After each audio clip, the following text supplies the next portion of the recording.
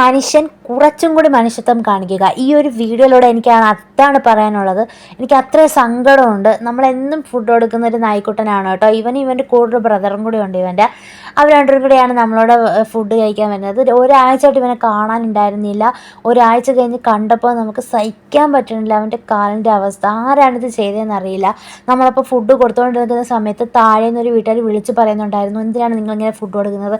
അത് കാരണം നമുക്ക് വഴി നടക്കാൻ വയ്യ, നമ്മളുടെ വീട്ടിൽ വന്ന് ചെരുപ്പുകളൊക്കെ എടുത്തുകൊണ്ട് പോകുന്നു, ഭയങ്കര ശല്യമാണെന്നൊക്കെ ഉള്ളത്. ഇനി അവരാണോ ചെയ്തതെന്നൊന്നും എനിക്കറിയില്ല. പക്ഷെ അവരെ പോലുള്ള ആരെങ്കിലും ആയിരിക്കുമല്ലോ ഇത് ചെയ്തത്. അങ്ങനെ ശല്യമായിട്ട് കാണുന്ന ഒരു നേരത്തെ ആഹാരം കഴിച്ചു കഴിഞ്ഞാൽ നമ്മളെ കാണുമ്പോൾ വാലാട്ടി കാണിക്കുന്ന ഈ ഒരു ജീവികളോട് ഇത്രയും സ്നേഹമുള്ള നമ്മളെയൊക്കെ കാണുമ്പോൾ എന്ത് സ്നേഹം അവന്. അങ്ങനെയുള്ളവർ എന്തിനാണ് ഇങ്ങനെ ദ്രോഹിക്കുന്നത്?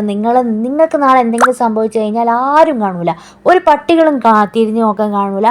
അപ്പം ദൈവത്തെ ഓർത്ത് ഇങ്ങനെയുള്ള പ്രവൃത്തികൾ ചെയ്യാതിരിക്കുക ആരും.